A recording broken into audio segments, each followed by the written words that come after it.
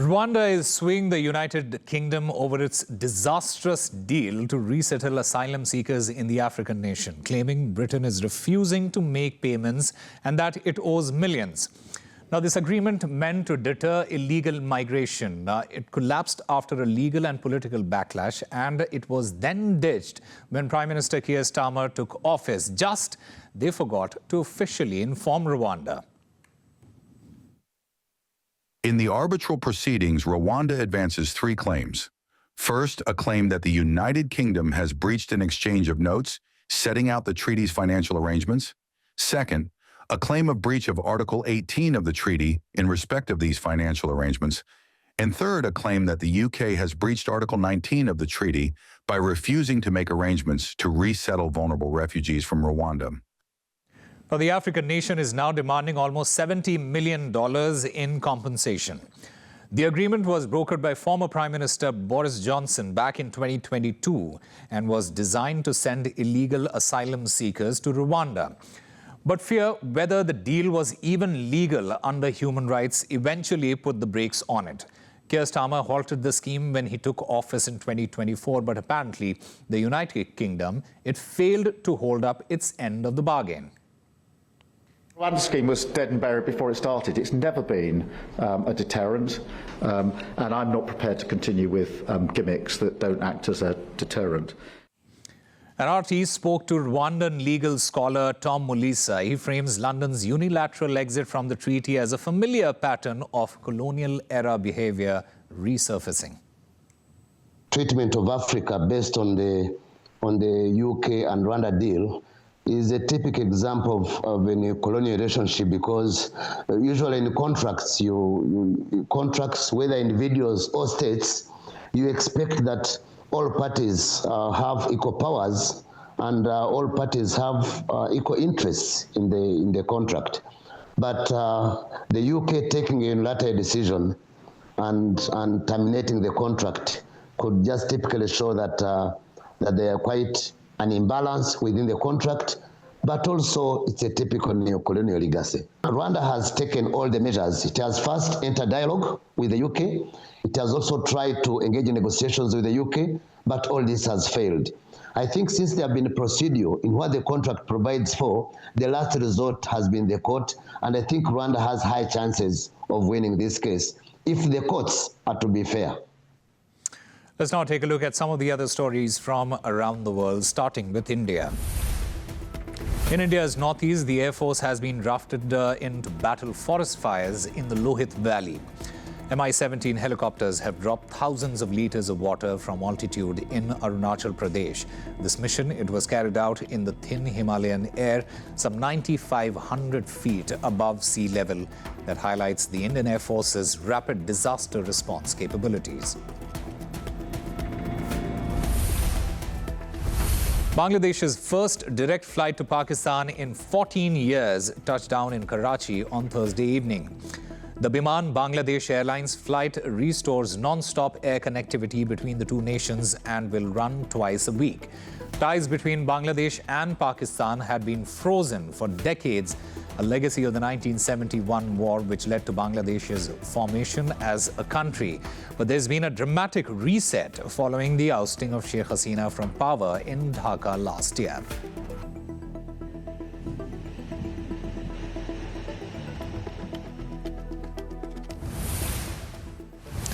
Is middle ground possible in the Middle East?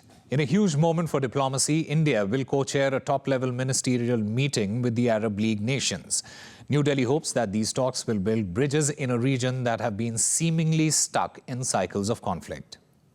India is hosting a meeting of Arab League foreign ministers for the very first time in the last 1 decade. Now, this meeting currently carries even more importance due to Prime Minister Narendra Modi's proposed visit to Israel, which is expected to take place in the next month. So, this particular meeting has two sides to it. On the one hand, the engagement itself shows that India is very careful at balancing its alliances with a region that is already deeply marred by political fault lines. And on the other hand, the engagement itself shows that India is India's West Asia policy is completely driven by its own strategic autonomy and not by the power politics of any one particular bloc. Now, the Arab League happens to be an organization that is very important, and it needs to be mentioned here as well.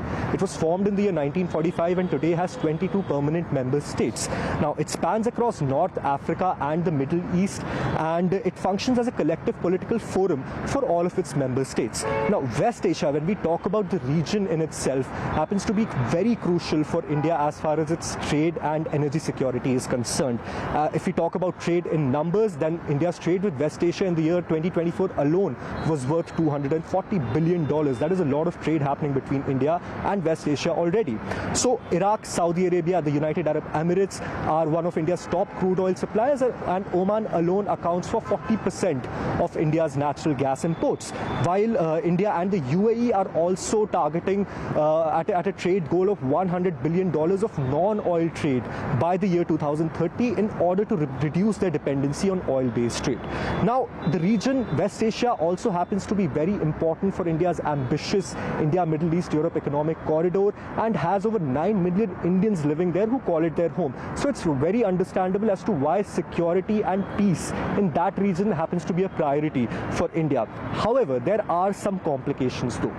The current situation in Gaza has deeply polarized the region. India's investments in the Chabahar port in Iran are under constant threat due to the looming US sanctions. And as far as trade is concerned, there is a downside to that as well. India's trade with West Asia is heavily dependent upon oil and energy, which has created a trade deficit of which India is at the receiving end of. So this particular engagement, as far as this goes, it is a chance for India to prove to its Arab allies that renewed and increased friendship with Israel is not going to come at the cost of traditional friendships that India has held for years with the Arab nations. And at the end of it all, the messaging is also quite clear that India's alliances and its own discourses are not going to be influenced by any power politics of any one particular power bloc, but only by its own strategic autonomy. With West Asia again facing uncertain times, RT India head of news Runjhun Sharma, she spoke exclusively with Palestinian Foreign Minister Warsen Aghabekyan Shaheen. Here's the conversation. Palestinian Foreign Minister, welcome to RT. Thank you for hosting me. New Delhi is hosting the India-Arab Summit. This as the war in Gaza continues. You just met with the Indian Foreign Minister, Dr. S. Jaishankar. What tangible outcomes, commitments are you seeking from New Delhi? This is an important meeting because it brings Arab foreign ministers to discuss various matters with India. India is a big country with a lot of interest and a lot of potential.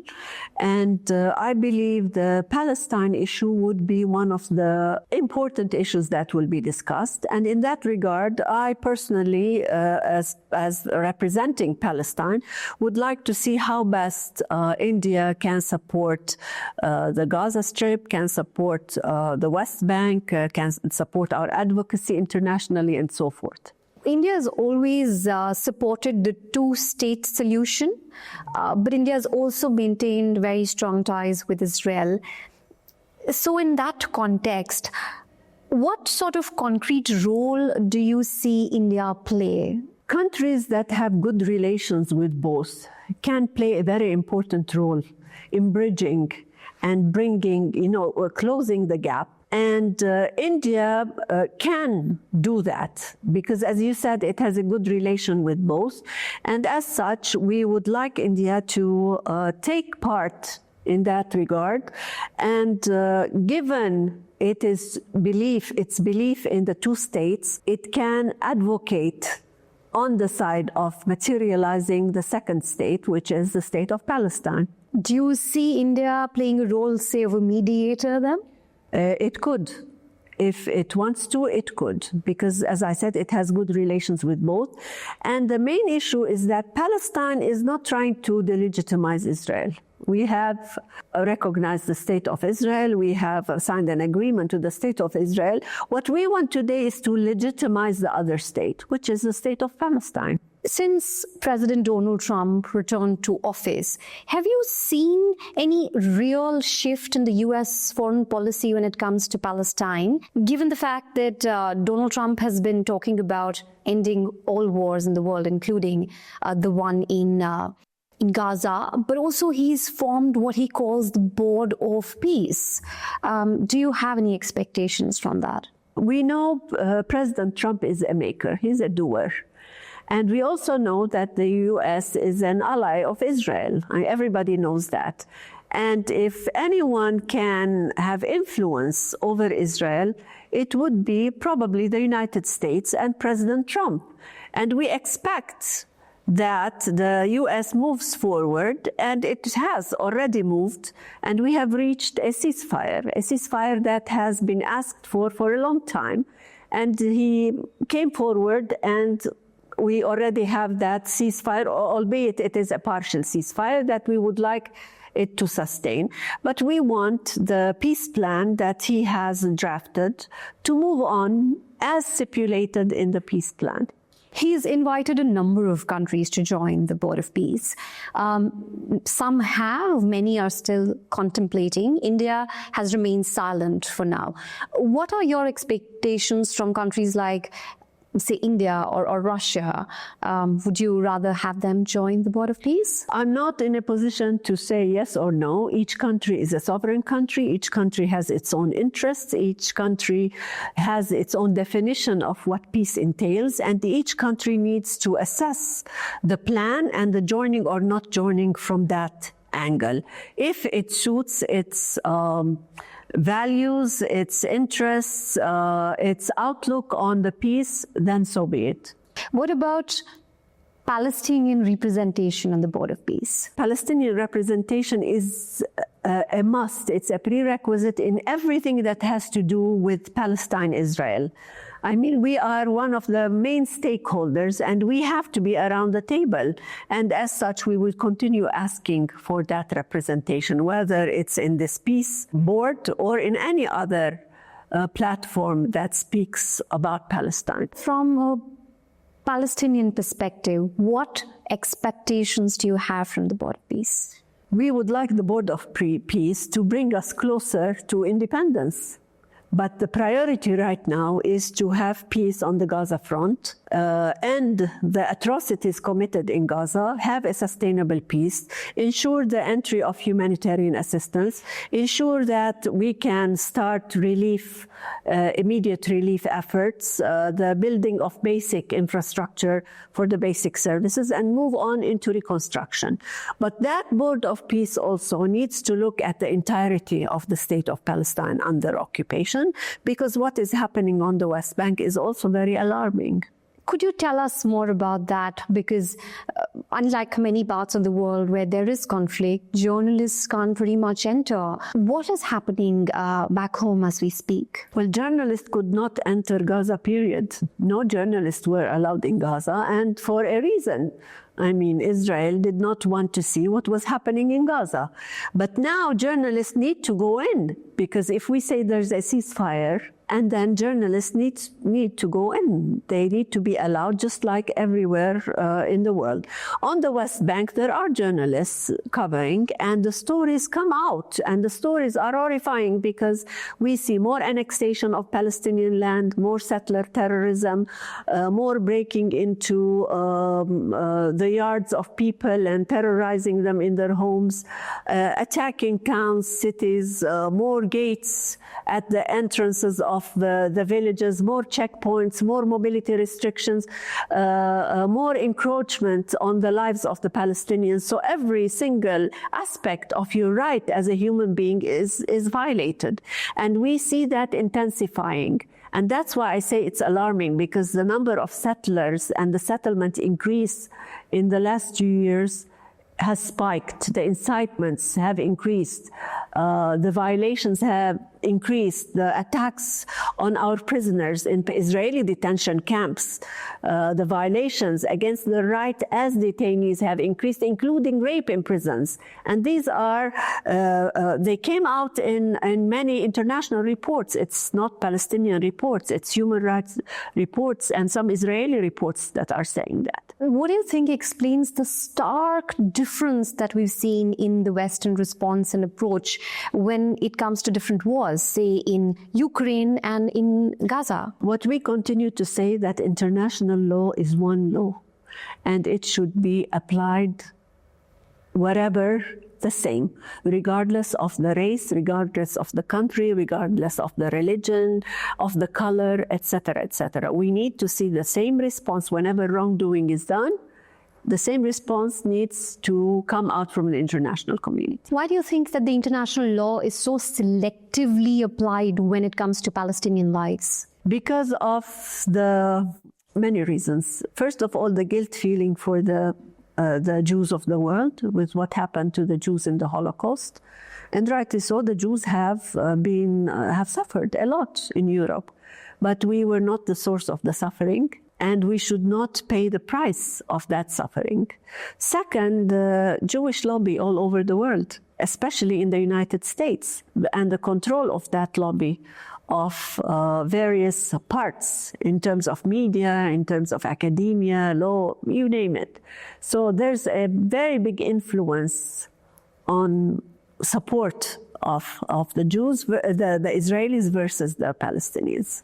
Madam Foreign Minister, there's been a stark difference, not just in Western policies, but also how the Western media approached, say, a war in Ukraine as opposed to a war in Gaza. Yes, but we've been suffering from that for the last 7 decades, since day one of occupation in 1967. The lines have been dictated in many media outlets on how to cover the issue in Palestine. I mean, the issue in Palestine and the violations in Palestine are very clear. It doesn't need a genius to assess and look at it. And yet we see many outlets continuing to talk about Palestinian terrorism whilst ignoring that Palestinians are under occupation and their rights have been violated for 7 decades. And the right to self-determination has been negated. And whatever Israel is doing just passes with impunity. What are you seeking from the India-Arab Summit? I'm seeking support and advocacy for peace. And peace entails the rights of the Palestinians on their own state as a sovereign, independent state. Many argue that the Gaza war was enabled by Western political and military backing. And now we're also seeing a very tense situation in Iran. Has the West lost whatever moral authority when it comes to West Asia? I think the whole international community should look at peace in Palestine as a prerequisite to peace elsewhere, because any instability in Palestine transcends the borders, not only to the neighboring area and the region, but beyond that. And it is in this context and vision that the resolution of the Palestinian issue must be seen. Thank you very much, Madam Foreign Minister, for speaking to RT. You're welcome. Iran's top diplomat has met his counterpart in Turkey. It follows Ankara offering to mediate between Tehran and Washington, as RT correspondent Yasin Ekin explains. Eden, there's a lot to unpack here. Yes, the U.S. president said that diplomacy is an option. However, let's not forget that the Iranian side is ready for negotiations. The Turkish foreign minister has been quite vocal about the interest of the Iranian side being ready for negotiations. So at this point, it seems like it's up to the United States to engage and sit down with their Iranian counterparts to prevent an all-out war, to find a diplomatic solution. But what we're looking at right now, naturally, is, of course, while diplomatic efforts are being made, the United States is amassing its forces in the region. The European Union is essentially playing ball with the United States and essentially trying to pressure Iran into an into a position that would not be necessarily beneficial for the Iranian government. While diplomacy is a possibility, while the prospects are alive and well, it also seems Ankara is in a position where it is trying to hedge its bets to ensure that it is in a position to ensure that if things kick off, that Ankara is ready and prepared to combat any negative repercussions that all that war with Iran may have. It is discussing strengthening its border with Iran, stretching more than 500 kilometers along its southeastern border. And we expect that to be a topic on the agenda between the Turkish and Iranian foreign ministers. But again, the state of play that we're observing at this moment does suggest that the United States, the threats posed by the United States is very real. And Iran's mission to the United Nations issued a statement in response to U.S. President Donald Trump's suggestion that the largest armada, the largest fleet that the United States has is on its way to the region. Iran has warned that these endless wars have cost the U.S. trillions of dollars and thousands of American lives. Let's listen to that statement. Last time the U.S. blundered into wars in Afghanistan and Iraq, it squandered over $7 trillion and lost more than 7,000 American lives. Iran stands ready for dialogue based on mutual respect and interests, but if pushed, it will defend itself and respond like never before. Iran is essentially warning the U.S., it's warning the world not to repeat history. The endless wars is a topic that the U.S. president has been proudly suggesting, at least his administration, that they're trying to prevent it. They're trying to avoid these endless wars. We've seen a very similar theater in Latin America when the U.S. essentially invaded Venezuela, kidnapped the president and left without dragging Venezuela into a prolonged conflict. The reality of that happening in Iran doesn't give the same trust as it does when we look at Latin America. Iran has currently been in a position where it says it is ready to defend itself. The infrastructure that Turkey is working on at this given moment also does suggest that they are also in a position to stand by just in case things kick off. So although diplomatic efforts are being made, the reality of this thing kicking off and plunging the region into a prolonged conflict is more real than ever. And America's interference in the regional politics isn't restricted to Iran, with Trump also dipping his fingers into the election in Iraq. He has hinted that Washington will cut all support for Baghdad if former leader Nouri al-Maliki returns to power. Iraq has called it a blatant case of American interventionism, and the public, too, has called out Uncle Sam for trying to force through its preferred choice for Prime Minister. This gathering sends a clear message to Trump and those who rely on him. The Iraqi people are resilient. We will not allow anyone to interfere in our affairs. Just like the resistant people of Lebanon, the Iraqi people stand firm and will never accept American meddling in our internal business. They want to force a prime minister upon us, but that will never happen. Iraq is a land of civilization and glory. Neither the United States nor anyone else can dictate our leadership. We reject all American interference. History shows that the United States never touches a single issue without ruining it. They have never truly stood with the people or the oppressed. Whenever they intervene under the guise of humanity, they only bring destruction. We reject this meddling across the board, whether it is political, religious, or otherwise. We simply refuse it. The American regime has gone too far. They preach about human rights, yet they are the furthest thing from them.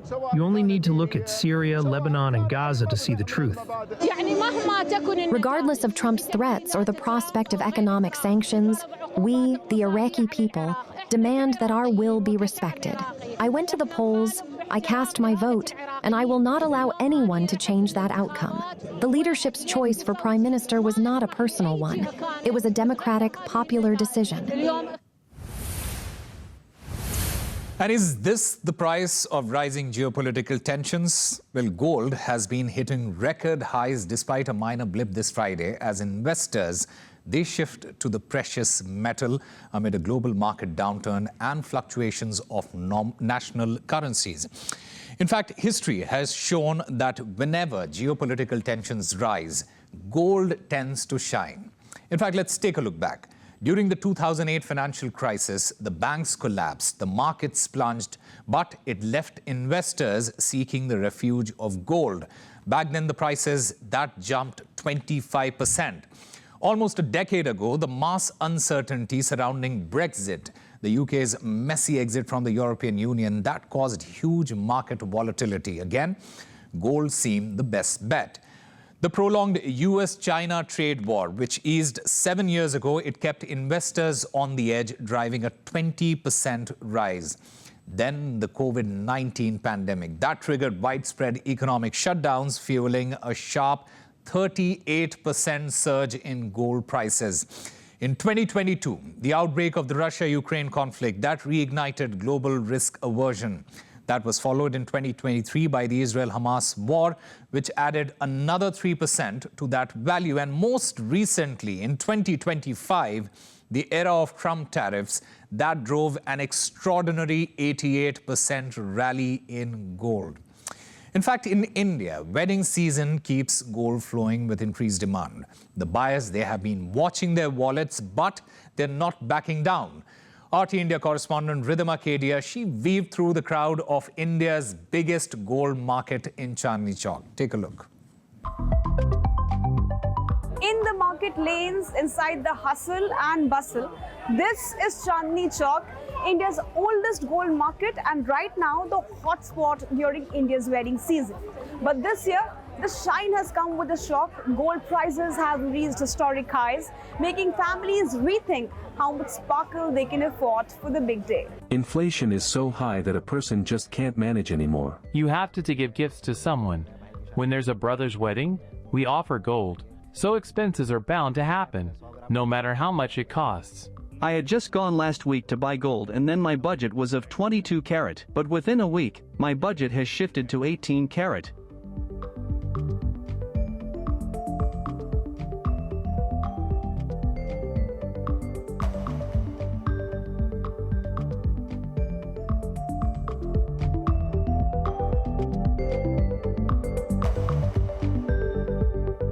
India holds about 10 million weddings every year, a market worth $130 billion. So gold isn't optional, it's emotion, insurance, and inheritance, all rolled into one.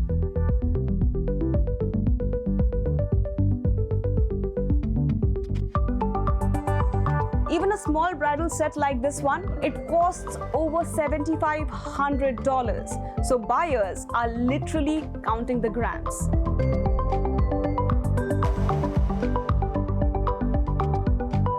The person who earlier could buy 40 grams has now come down to 20 grams. The one who used to buy 100 grams has come down to 50 grams. Gold is not a luxury.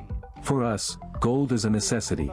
Meaning, even the most underprivileged person wants to send his daughter at her wedding with at least some gold and silver. But somewhere, it has gone beyond his reach. Despite a bigger hit in the wallet, demand hasn't vanished.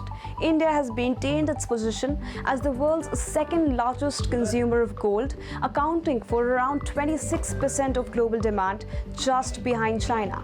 Yes, the prices have jumped, but buyers haven't disappeared. They have adapted. Because in Indian homes, gold isn't just worn, it is stored. In uncertain times, gold becomes the family safety net. Indian households hold one of the largest private gold reserves in the world. Morgan Stanley report has revealed an estimated 34,600 tons of gold valued at a staggering $3.8 trillion. And it's not just families with tariff threats to provocative geopolitical signaling and freezing Russian assets. It's unsettled market, but there's always one safe bet for investors.